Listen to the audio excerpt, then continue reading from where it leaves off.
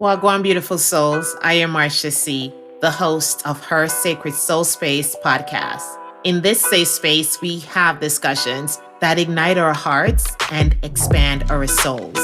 This is a podcast dedicated to all women and is coined with spiritual and metaphysical aspects of evolving herself and aligning her purpose to her soul. Having a soul connection with oneself is the portal to life, and you can consider this podcast your stepping stone. There is a beautiful spark that occurs when goddesses embrace and empower each other's light, and that's what we are all about here on Her Sacred Soul Space podcast, Her Soul Connection. Look out for new episodes with Soul Gems every second and fourth Fridays. And remember, see your light, be your light. It's Marsha C, and welcome back to Her Sacred Soul Space. On this episode, I am being joined by two beautiful souls, Amanda and Ginny, from Soul Rising Podcast. And we're just here to do what we do. Oh, yeah. No, but seriously, soul seekers, seriously, we are here to dive into such a beautiful conversation, a discussion surrounding the energy and the vibration of fear. Its many disguises, and how can we use that energy of fear to tap into the essence of who we are, thus connecting to our true power. More to come right after we do our soul centering. And we're going to do that by taking 3 deep breaths. And for these breaths, I just want to invite you, soul seekers, to just hold space for those who are going through so much pain due to the war that is occurring right now. So we're just going to hold space for those beautiful souls at this time. And we're going to do a first deep breath and allow the energy of love to surround you. And exhale. And we do our second breath. And now we're projecting that love out towards those beautiful souls. And release. And for our final breath, we are seeing the love being received that we're sending. Cutting the vibration of fear. And release. Thank you. That felt good. I'm sorry, I had to pause. I have to pause, ladies. That felt so good, and the intention was just pure. So I love that. Okay, so I'm going to share with you, ladies, just a little bit as to why this topic has been in my heart space for a long time. And it is something that I wanted to have the right person to discuss it with, so I can even have more of an understanding of what's going on even within me. Because fear had played such many roles in my life. I was bedridden by fear so much that even if I'm experiencing someone else's fear that is projecting, I am even welcoming that fear to be in my space, right? I had a love-hate relationship with it. I use it as an excuse. I also use it as a protector to cover up my procrastination tendencies. I gave fear freedom to roam and fill any void that was within my life that needed to be filled. It became my friend that knew all my secrets, and still wanted to hang out with me, still wanted to be with me. It became my lover. And believe it or not, I was so fine with walking with it, with sharing the better part of myself with fear. I was in an entanglement and didn't realize I was in an entanglement until breast cancer came. Breast cancer came at age 40 and shifted everything for me. When I started to connect with myself more and hear myself, I realized that fear really wasn't all the things that I just described. I gave it too much power, and now I had to figure out how to take that back. And that in itself was difficult, and is still difficult even today. And so I am really excited that we get to jump into this and to dissect it for those soul seekers out there that probably are in the same position, the love-hate relationship, and trying to figure out, how do I move forward? So I would love to hear about your dance. What's your dance with fear like? Yeah, we have dance parties a lot. You have dance parties a lot with fear? It's really fascinating listening to that was so beautifully worded, and it struck such a chord with me because the way you speak about fear, which I realize now too, the two things are entangled, right? That's how I speak about alcohol. Through fear was also my friend that stayed around, my go-to, never left my side, seemed to give me the temporary thing I was seeking for out the gate, but never left. It became absolutely an affair. It became a relationship. Yes. That separate, and it was like an affair because I was separate from my husband, from those who loved me and those around me. And I know for sure that was 100% in my mind, the anecdote to resolve the fear, that was going on internally for sure. I've just recently, Amanda and I, we did a podcast. Our last episode was on codependency, and realizing how much of that is in my behavior also stemming from fear. So I've come to realize that fear and masking it and having the ability to kind of play charades with it has been something of somewhat of an art form for me my whole life. And in looking back, I grew up a very anxious child, which stems from fear. I was afraid of everything. I was afraid of getting kidnapped. I was certain that was going to be me, right? I was in that remember being 4 and 5 and just afraid of a lot, afraid of the world. So being able to eventually find something that seemed to temporarily and falsely numb it out, they seem to go hand in hand, and knowing that being someone who is, today, thank God, in recovery from alcoholism, but fear was at the root of that. And it was 100% and something that it was bigger than me. It was much bigger than me.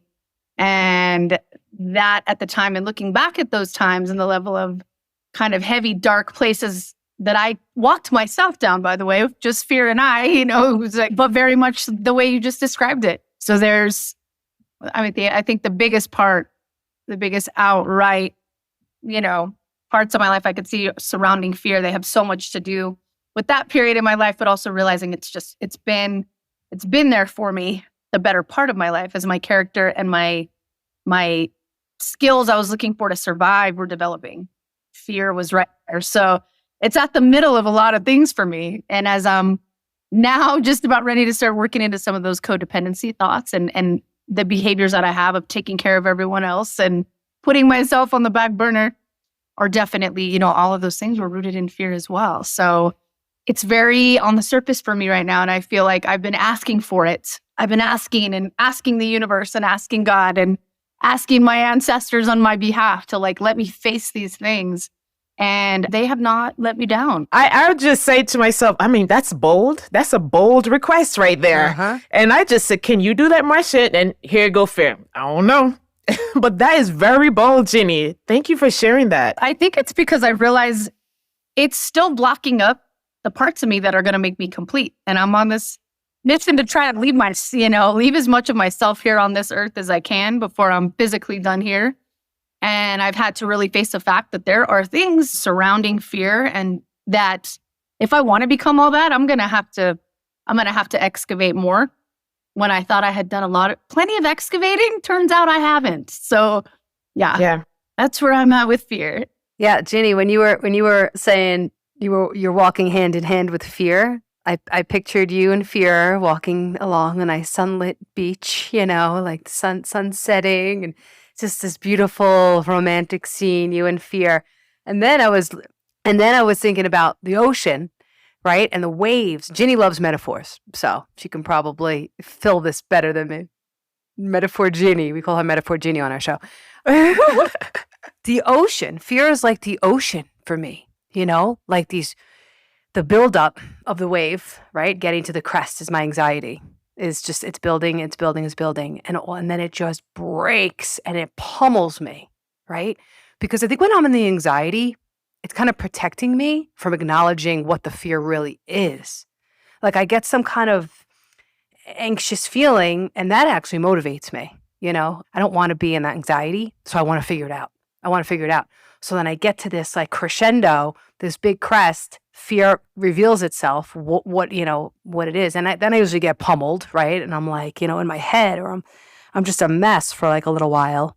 And then it kind of smooths out again. And then it's like calm. Then the waters are calm. And then I see, on the horizon, another wave is building, right? Like it's not ever going to go away, right? I say fearlessness is a myth. I don't think fearlessness actually exists. I think we were given the fear instinct in our brains for a reason, a very good reason, and it served us when we needed to. We talk also in our show, like running from the buffalo, right? Like when you're like a caveman, like you can't cry in front of this thing. Like fear kicks in, right? Fear kicks in, and you're out of there. Like you're off. So it's a survival instinct that no longer really needs to be here. It worked for a while, and it doesn't. We don't need it anymore. We just don't know how to get out of it, right? If you think about it, we've been surviving with these certain instincts for so long, thousands and thousands of years, and now we're living in a time when that shift, when we're being challenged to get rid of this stuff, because we're realizing it leads to addiction, it leads to mental illness, it leads to suicide, it leads to all these terrible things. And now we have enough information to know, okay, this is no longer okay. Like, this is not serving me. This is killing me. It's killing other people. Like Ginny talked about our alcoholism. We're both sober. And alcoholism, really underneath what it really is, it's fear.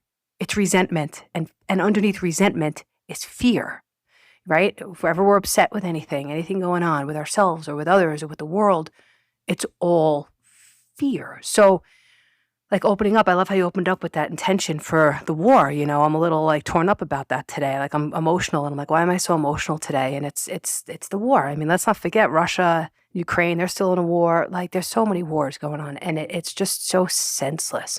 Yeah, it's just that even if, no matter how far you are, it's just the energy of it. It's kind of like you could feel it, you could smell it, you could taste that fear over there. And it's like so many beautiful souls that are there that all they want to do is to survive so they too can become what they're supposed to be. Did not have that opportunity because of fear.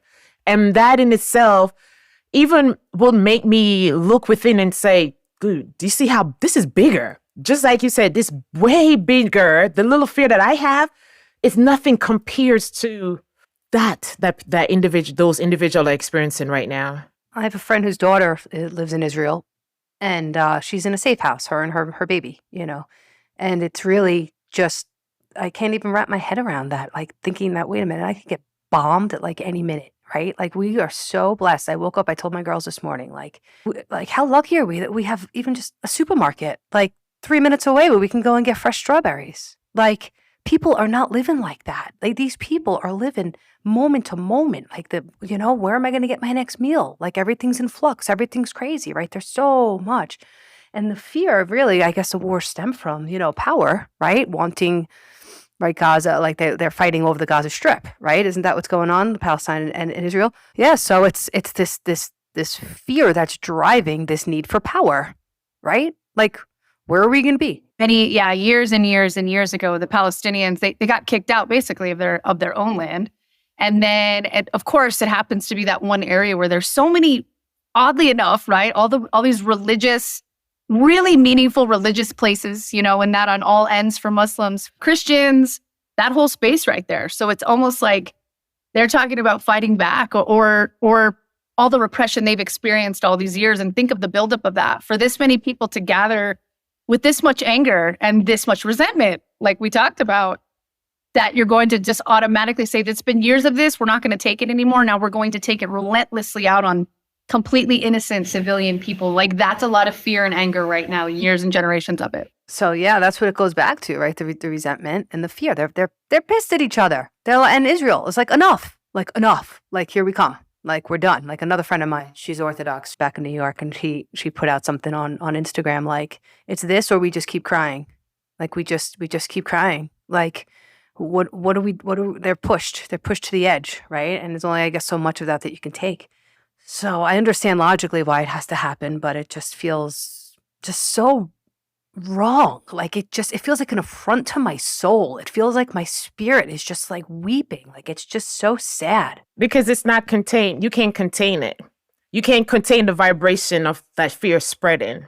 You know, like, honestly, like even right now, I'm talking, like I am choked up. My everything, my soul is just like, it is. And especially when you become, when you're more connected and you're super sensitive to the energies, it hits you even, yes. I've noticed that the longer I'm on my spiritual journey, the more sensitive I am, because the more open I am to feeling other energies. And then, of course you have to do the work to protect yourself and to not let everything in. But at some point, sometimes I need to feel that, right? I think all the stuff that we view as bad or negative, such as fear, also serves me in a way.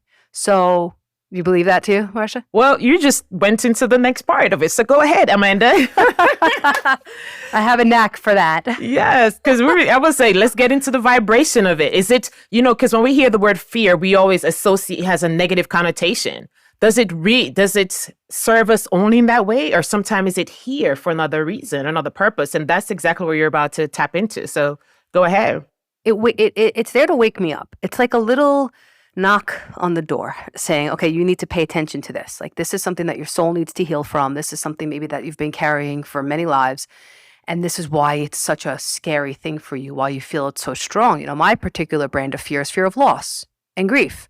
I have this thing I've unearthed in the past 5 years since my brother's overdose and death back in March of 2018. I realized that I've been living with this message, a very fear-based message. Everybody leaves you. Everybody hurts you. You need to protect your heart, love a little bit less, and this was passed down through generations, again, to serve the people that needed to serve back in the day when you had like 8 kids and, father's off at war and could die and you got to keep these kids alive. And, there's a lot of infant mortality and mothers dying, giving birth. There was a lot of death. I mean, people were getting sick. I'm reading Wuthering Heights right now by Emily Bronte. And like, I'm reading about her life, and she died around 30, she got tuberculosis. Like you just died back in the 1800s. So we needed, I think, these instincts and these survival things to keep us going, but they no longer serve us, like I was saying before. And my own particular, brand of fear really is this loss. And when my brother died, I pushed my husband away. He's 12 years older than me. He's chronically ill from 9/11. He's got respiratory illness. He was a fireman for 20 plus years and was in 9/11. And I didn't realize that unconsciously my brain was trying to protect myself, my soul. And, you're never going to feel that pain again like you felt when your brother died. And, my I don't love you, because I told my husband I don't think I love you. It was really, I'm afraid you're going to die. So it was all fear-based. It was all this fear of, I'm not going to be okay, or I just don't ever want to feel that. It's so uncomfortable. It's so vulnerable. It's a threat to my children and my survival. Because after my brother died, I laid in bed for about 3 months. Couldn't do anything. I took a bath. I went to meetings, recovery meetings, and I laid in my bed and cried. And my husband just took care of everything. So I was never going to let that happen again. I was never going to let my children's survival be affected because of my inability to carry on. And I've come to learn through facing the fear, walking through it, embracing. Really, that's the word. Embracing it instead of resisting.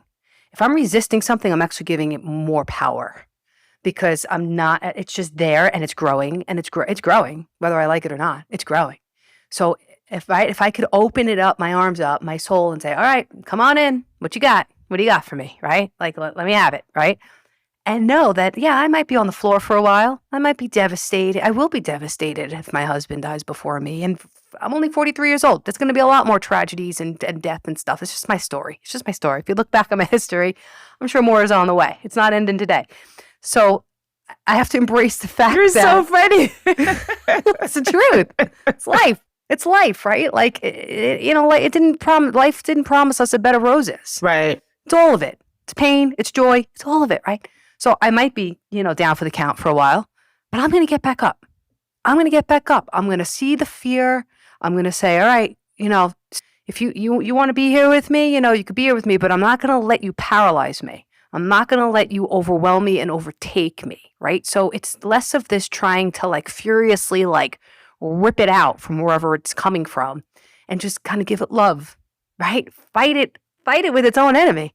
Give it love, right? Fear and love. Give it love. Just keep giving it love and say, all right, okay, you're here. Okay, you're here. You're not going to scare me. I love you. I love you. I love you. And eventually it's going to go away. Or it's going to lessen. It's going to lessen. It's just going to lessen because I'm taking the power away from it. Right. How about the fear that seeps in that you're not able to identify because it came in as a disguise? And so like how it's kind of, for some, it may be difficult to be able to identify, to say, okay, this is how I'm going to approach you. This is how I'm going to shower you with love, just so that you no longer feel as if you have control or rip me into. What are some of the ways that we can identify the disguises that fear comes with? I think like irritability a lot of time. I think anger, if we're angry at somebody or we're irritable with somebody around us where it's like, gosh, this person just bothers me so much, or a lot of this sudden anger. There's a lot of times I'll find myself angry or frustrated about certain things. And it really is that I'm afraid of something not necessarily working out, as it should. Or I'm afraid that I'm going to fail at something, So it's like there's this fiery frustration about it, and it's like, oh, I'm just so frustrated and angry and rushing around and not being able, like our nervous system being on high alerts. For me, that sometimes will come out in frustration or anger. And generally, fear is about you're afraid of something, that you're not going to get something that you want, or something you have is going to be taken away. If you look at those two things and look at your life honestly and vulnerably and just open yourself up, and that for me happens in meditation. That is where my answers come, right? Like I got to do it sometimes over and over and over and over. I got to sit in that, I call it the meditation cave. I have this little room in my house. That's where we tape our show. We love it down there. I got to go down there for as long as I have to and stay in it. Stay in it. So it's like you can sense it. Like there's like a glimmer. There's like this thing of like a glimpse of like, all right, I think maybe that's it. But so quickly our brains, again, to protect ourselves, can push that away. We can just like, right? It's like in 0.25 seconds. We don't even realize it. When you can sense that, you got to practice. It takes practice. Become aware, sense it, and hold on to it. Try and grab it and sit in it and sit in the discomfort for as long as you can. Stay there for more to be revealed. And it will.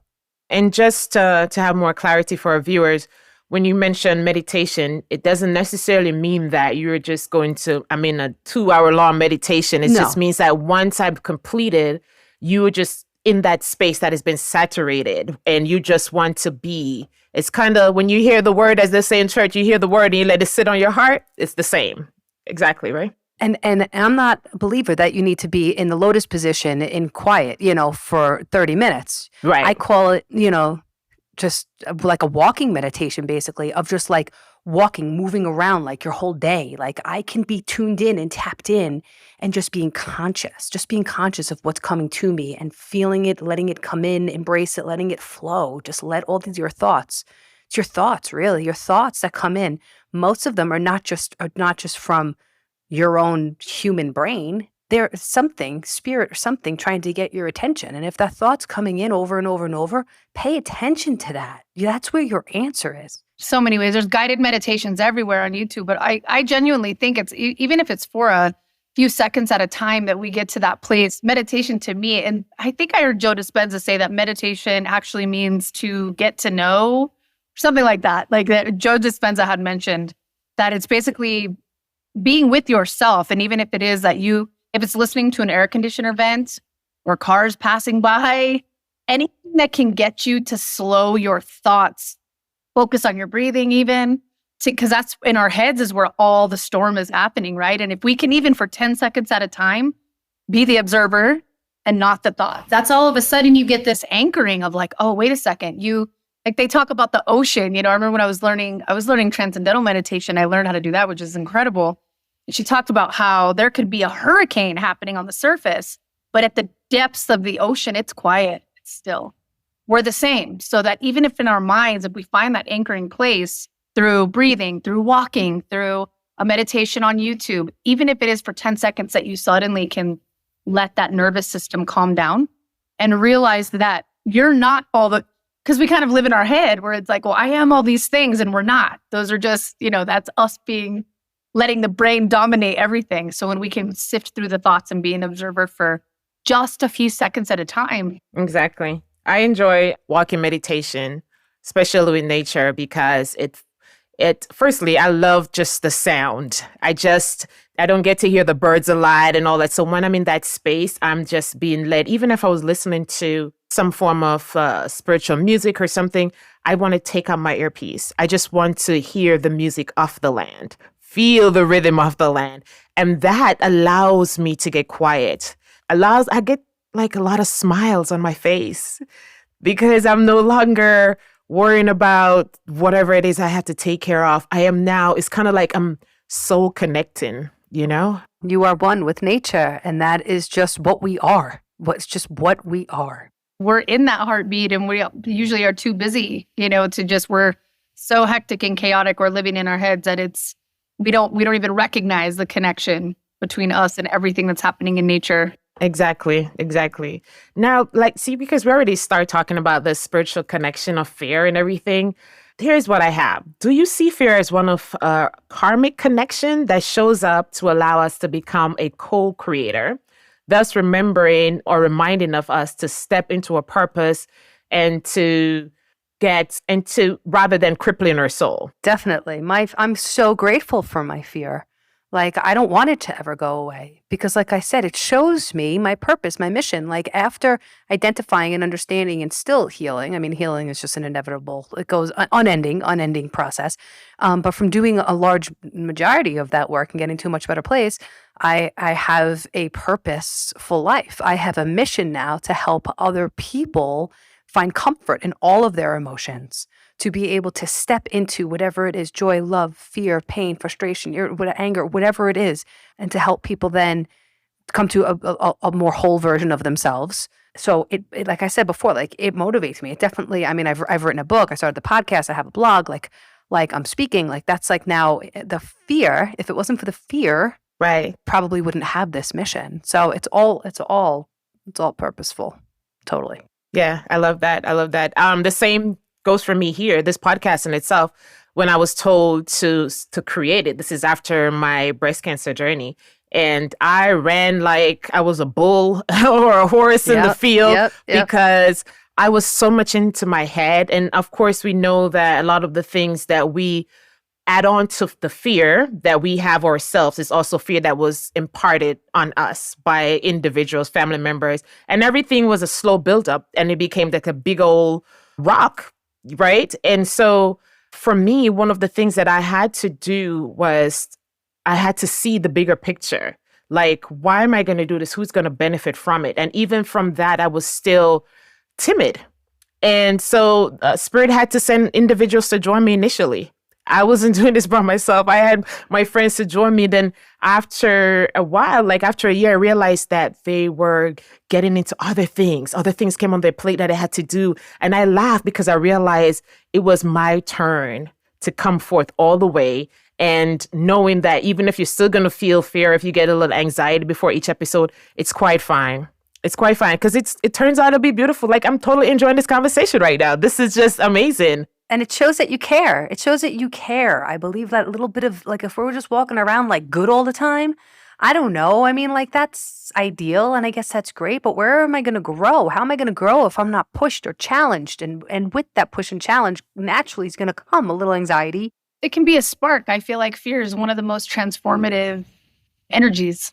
If we let it, can literally light the spark to be able to, sometimes things have to come down or be destroyed in order to, within us or around us, to be able to be built into something more authentic and the better version of ourselves. And most of the time, it's fear that is the spark almost every time for me, where there's been some high level of transformative awareness. There's always fear there to set that spark ablaze. I want to ask this question because, obviously we know fear can be a physical thing, physically affect our body.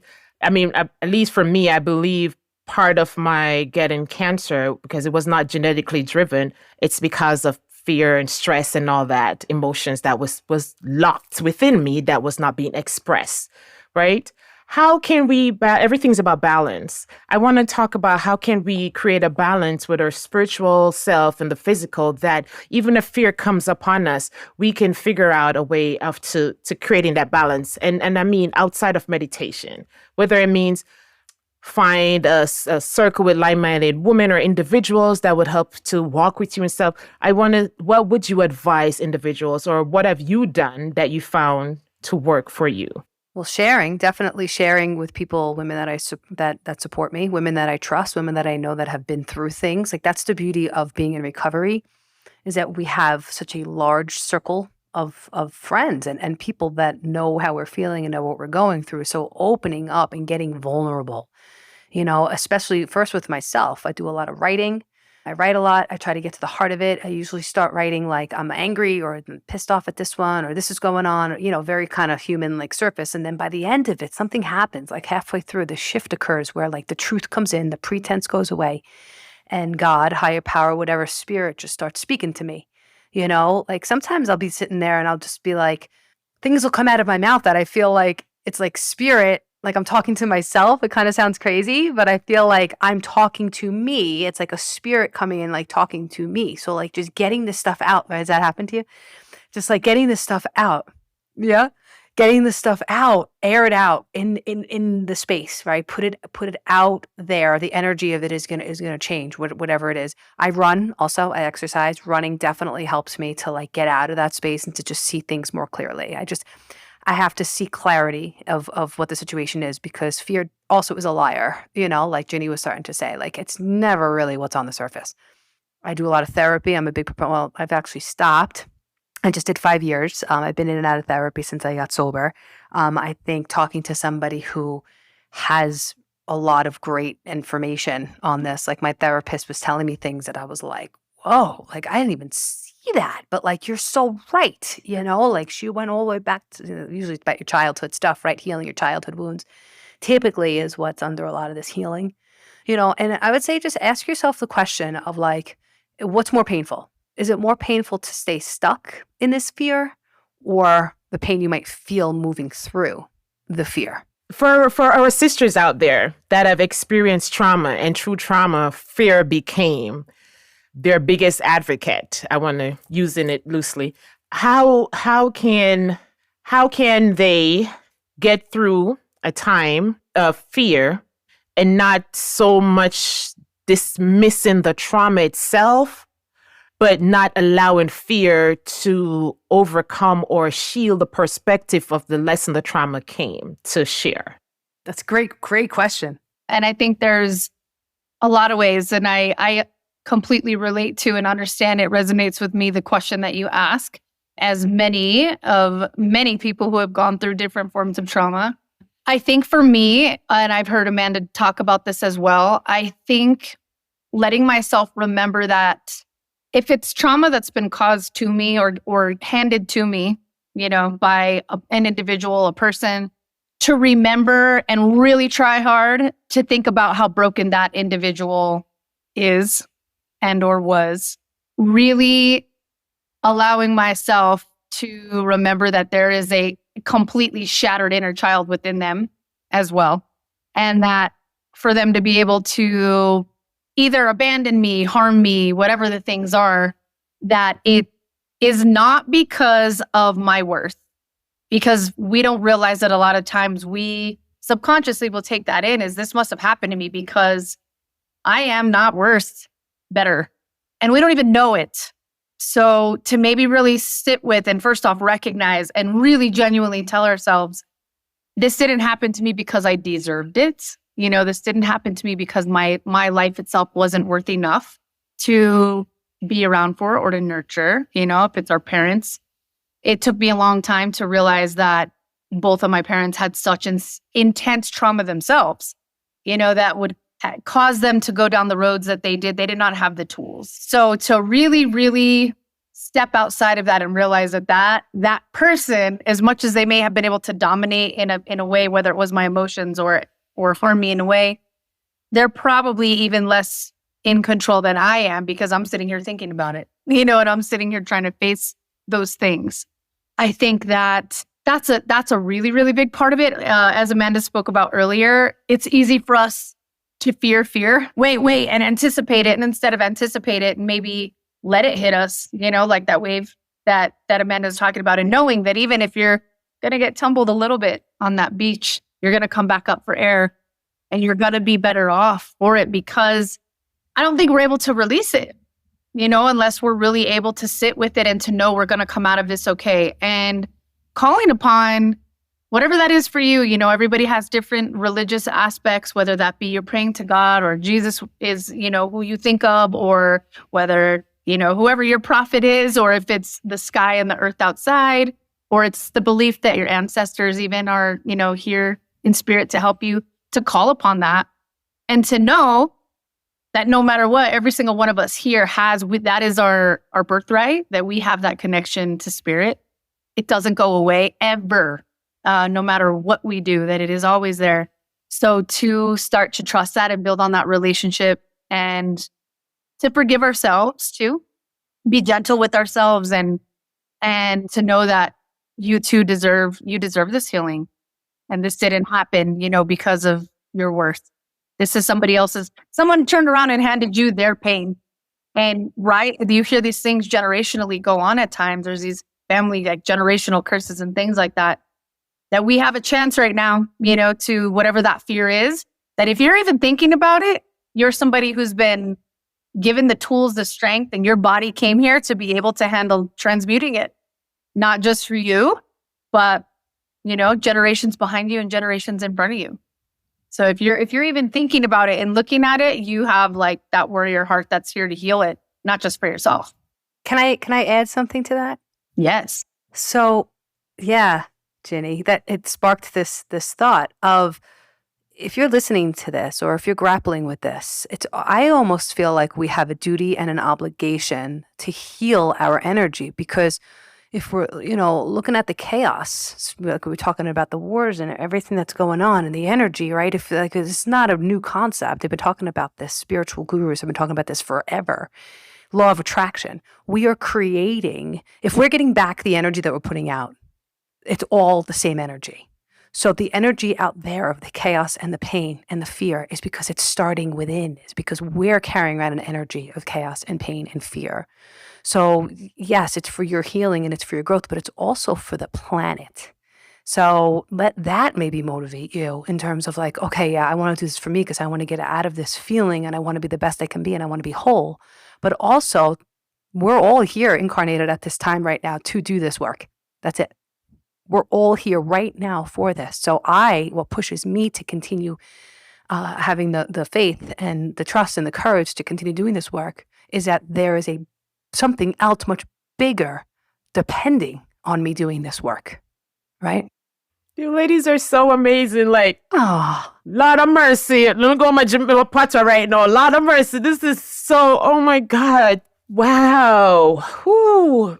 And I think a lot of it just has to do with, right, every time, you hear, I believe this now in several ways, and my mind has opened up that I grew up Mexican on one side, Irish on the other, like Catholic, right? But understanding that all these different belief systems and people who are tied to spirit, there's many different ways that we're all connected, in terms of spirit and connected to spirit. You hear it, in Christianity, they say wherever there's two or more gathered in my name. We say it about meetings too in recovery. All it takes, two people have a meeting. I think in any way, shape, or form, and the three of us are here together right now. We're tapping into that healing place because it's what we're meant to be doing. This episode has spoke so much volume to me. It's such a reminder of, you don't even know, ladies. I'm sitting here and now in my head, I'm like, I pray that the soul seekers out there that are going to listen to this episode feel exactly what I'm feeling and even more, that their soul expand in such a beautiful way that they become a fear surfer. We're going back to the waves now. We're not going to go underneath. We're a fear surfer, right? Yeah. And just know and believe that fear is not the future. You are the future. I am the future. And so we walk into love. Yes. Love is the future. Love is the future. So when we walk, we are just going to give off that, as if those perfumes that they have, they put on, I said, the pheromones or whatever. I don't know how I'm saying. Yeah, that attract whatever. Put on our love vibration. Let it go out there. Let it just connect to the animals. The animals will then pass it off to someone else. That's just the way it goes. Also, we talk about this a lot on our show, but it's the same thing, that every single one of us has the ability to hold this space and be in this space. And anytime we have the courage to let ourselves be in it, you're giving permission for somebody else to do it. So, the three of us are here doing it together. And you're right. Hopefully, as this goes to whoever's listening to it, they too will receive that, because they will go and be the same, and they'll go give a bunch of other people, the permission to do it. And as much as, we can't control everything and fix everything in the world, but we can fix right here, and the connections we're making every day. I tell Amanda, if we thought about that every single, we hold a piece of something that everyone around us can learn from, and every single human being, that energetic exchange you have, they have something to offer you, even if it's the guy crossing the street or the lady bagging your groceries. There is something inside their spirit that you don't have, and that you have the opportunity to exchange with one another every day. It can come from fear or it can come from love. And we all know, if it's coming from fear and I'm in a bad mood, I might be mad the girl didn't give me 2 bags instead of 1. Her giving me some kind of beautiful piece of spiritual, something she didn't even know I was seeking, because I was open to it. I think that's the job we all have right now. That's the journey we're all on. Yeah, that is well said. Well said. As we close out, do you ladies have a mantra or anything that you have kept in your heart space while you're on your fear journey, or still on your journey of healing and still sharing with others, that you want to leave? I'm going to volunteer Amanda right now, because she has something that's amazing. I keep telling her we need to write it down and have it somewhere, because it's her mantra she uses daily, right? Can you please share it? I'm volunteering you first. Okay, hopefully it'll come out right. We tried to do this last time. It didn't come out right. Okay, so whenever I meditate, I start like this. I say, God, spirits, angels, archangels, master guides, higher self, please come into my heart, my mind, my body, my soul, and my spirit, and possess me in a way which is indeed miraculous. Please do for me today that which I cannot do for myself. Show me what you want me to hear, see, feel, know, and do or not do, say or not say, while on my journey toward becoming the highest version of myself, which is love, and for the highest good of the people and the world around me. Love it. Ashe, received. Oh, yes, received. This has been so lovely. I can't wait to have you on. Oh, yes, please send an invite. I look forward to it. It might take a little while. Don't give up on us. We're going to get there. We're doing like 1 guest a month right now, because we're easing into the guests. So because we really, our listeners have said they love the kind of chemistry Ginny and I have in our conversation. So Ginny, I think, is very willing to just jump into guests. I'm a little I like what we have, but I want to definitely add guests in. I keep telling her, I said, Amanda, it's something to be afraid of. I said, it's we're the sandwich. We're just adding mayo. We're adding mayo to the sandwich. That's it. We're adding mayo. So we will have you for sure. Just give us time. No, you got it. You got until February of next year. That's fine. Don't worry. Don't worry. You can take your time. But I just wanted to just say, I wish you both continuous blessings upon your podcast. I wish you both continuous blessings in your life, that your voice will never be taken, that your throat chakra will always be open, and that you will always be protected and in a space of clarity and connection with your higher self. That is my prayer for you too. Thank you so much. That's beautiful. That is beautiful. Thank you. Yes, thank you. And I hope you enjoy the rest of your day. And for all my beautiful soul seekers out there, one love. We are here holding space for you.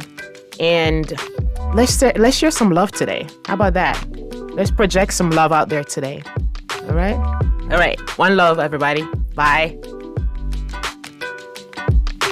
Thanks for listening. I hope you've enjoyed today's episode. I would be honored if you could share this episode with a friend, subscribe, rate, and review.